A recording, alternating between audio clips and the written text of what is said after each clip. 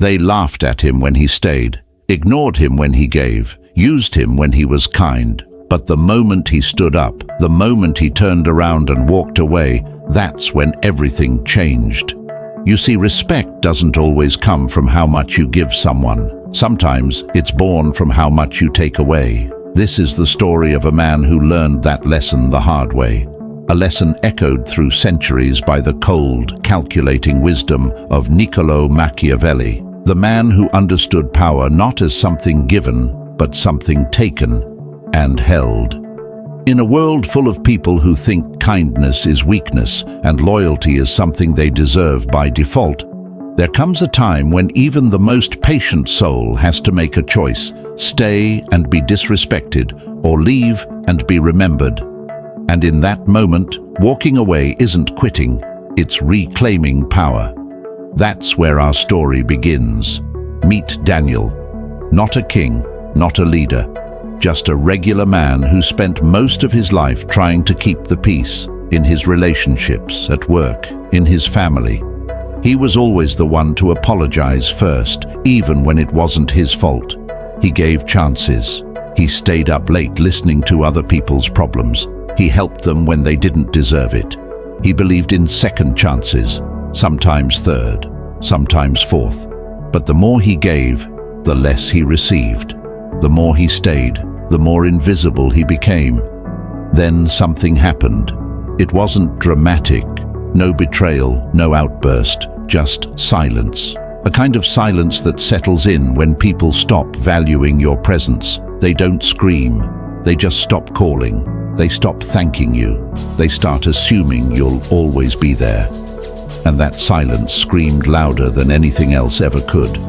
One night, Daniel sat alone on his balcony, scrolling through old messages, wondering when he became background noise in his own life. That's when he stumbled across a quote: "He who becomes a master of dissimulation is on the road to power." It was Machiavelli. He didn't understand it at first, but something about the cold precision in those words made him stop. Not because he wanted to manipulate anyone, but because for the first time he realized he had been manipulated. All this time he had made himself small so others could feel big. He thought staying made him strong, but strength, true strength, is sometimes in the leaving. And that's when it began. A quiet shift. Daniel started pulling back, not with anger, not with revenge, just silence. The same silence they once gave him. No texts, no calls, no check-ins. He didn't explain himself, he didn't plead, he just disappeared. And what happened next?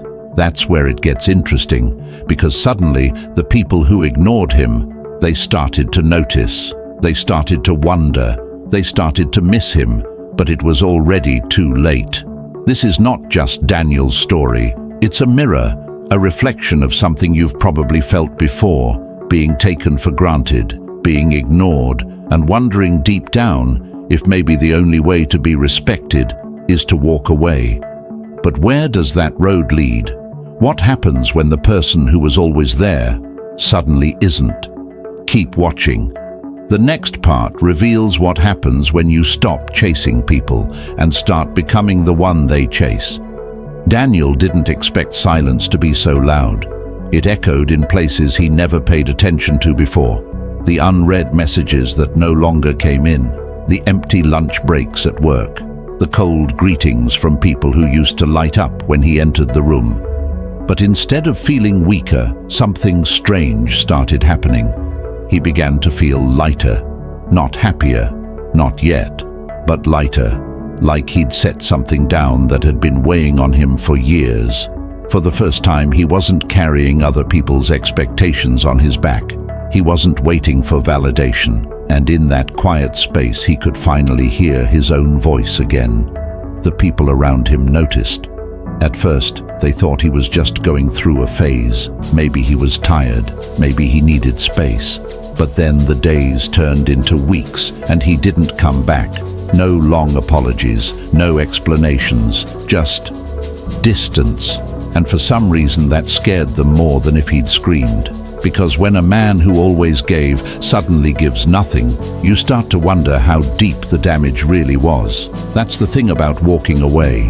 It's not always about punishment. Sometimes it's a quiet form of survival.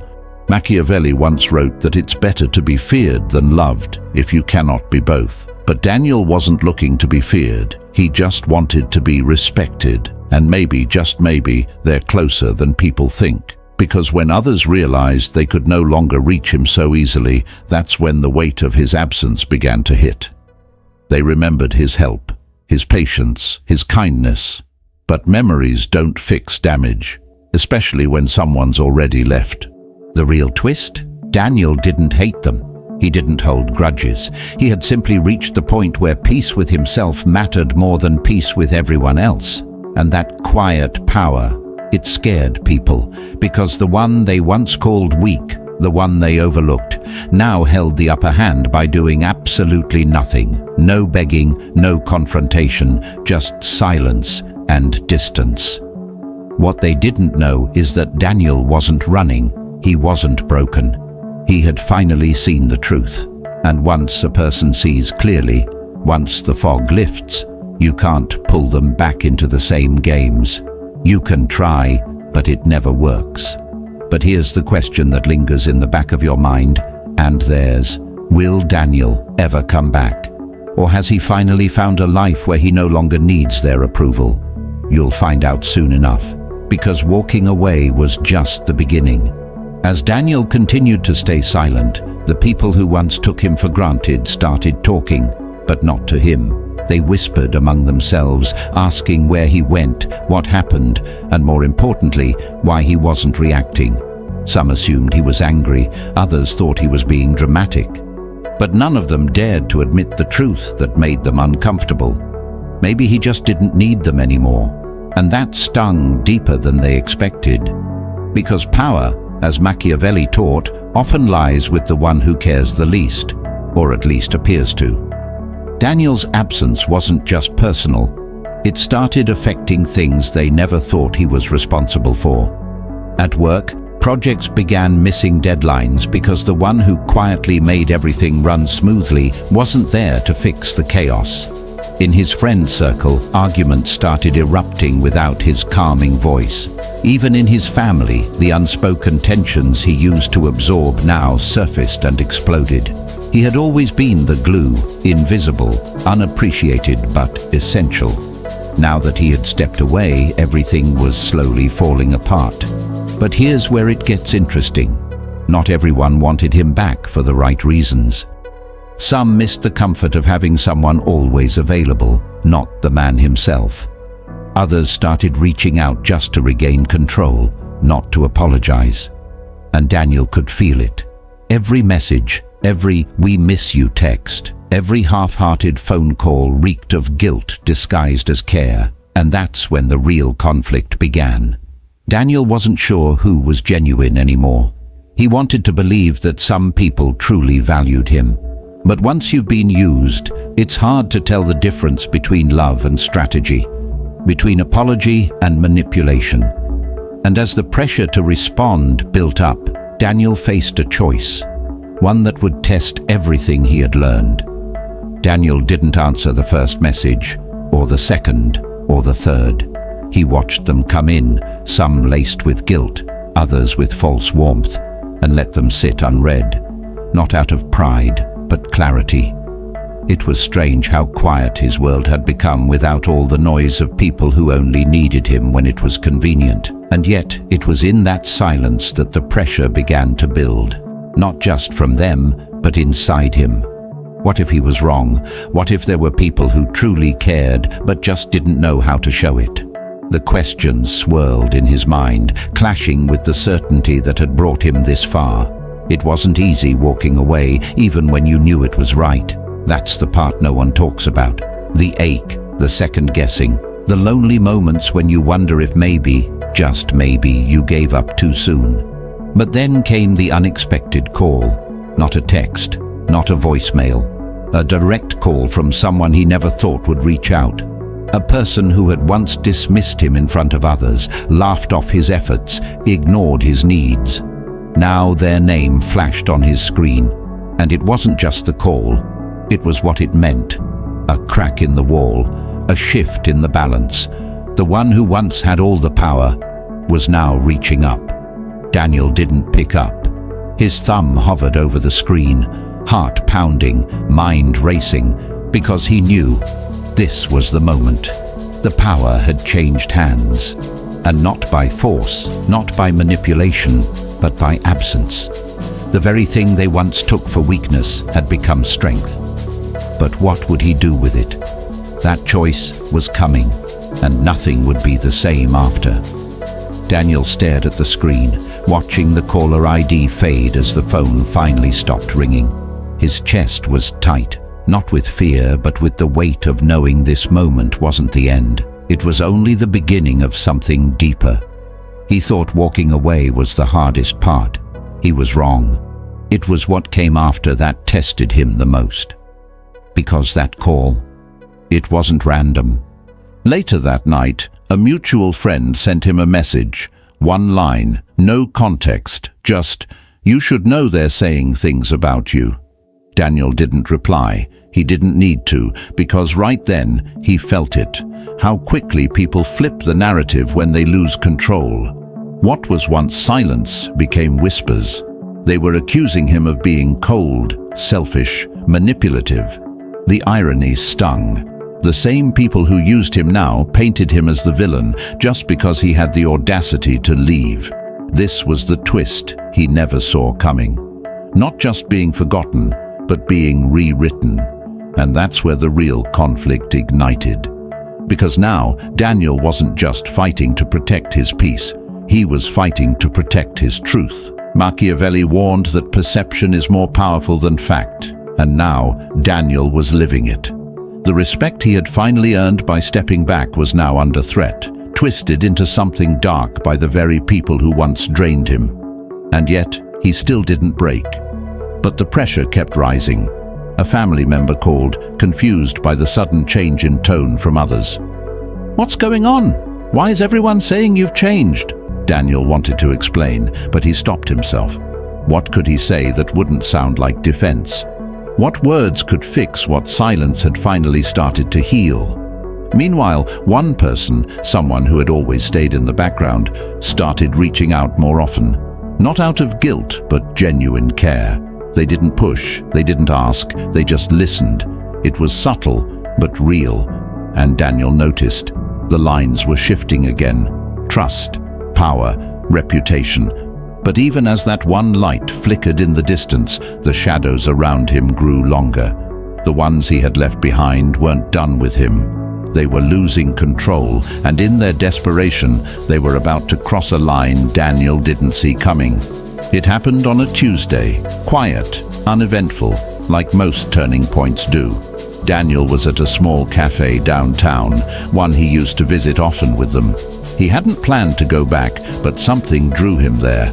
Maybe curiosity, maybe closure. As he waited for his coffee, someone slid into the seat across from him. It was her, Emily, the one who had once meant the most, the one who, without ever saying a word, had led the slow disappearance of respect in his life. She looked different, not older, not worse, just softer. Not in her appearance, but in her presence. Her voice wasn't sharp. It wasn't guarded. She spoke like someone who knew she had lost something important. She didn't jump into apologies. She didn't make excuses. She said one thing. "You were right to leave." It hit harder than any argument could. For a second, Daniel didn't know what to say. He had prepared for blame, for accusations, but not this. She went on to say how his silence made them uncomfortable because it forced them to see themselves. It was easier when Daniel kept fixing things. His absence made them realize how empty they had become without him, how dependent they were on his energy. And yet none of them had ever admitted it until now. It was the closure he never thought he'd get. But then came the twist. As Emily stood to leave, she hesitated. "Just so you know, not everyone wanted you gone. Someone tried to stop it before it got this far, but they were shut down." She dropped a name, one Daniel never expected. Not the quiet friend who had recently reached out, but someone he thought had joined the others in silence. Someone who had defended him when he wasn't in the room. That changed everything. The story Daniel believed of abandonment, betrayal, total rejection wasn't the full truth. Beneath the surface, someone had fought for him, quietly, without credit, without needing recognition. And now, Daniel had a choice. He could go back and repair what was genuine or walk forward alone, stronger but guarded. The conflict was over, but the story, far from it. Daniel didn't rush to find the one who defended him. He took a few days, not out of hesitation, but because he finally understood something Machiavelli had hinted at all along. True power lies in patience. When he finally did reach out, it wasn't dramatic. No long speeches, no emotional weight. Just a simple, honest message.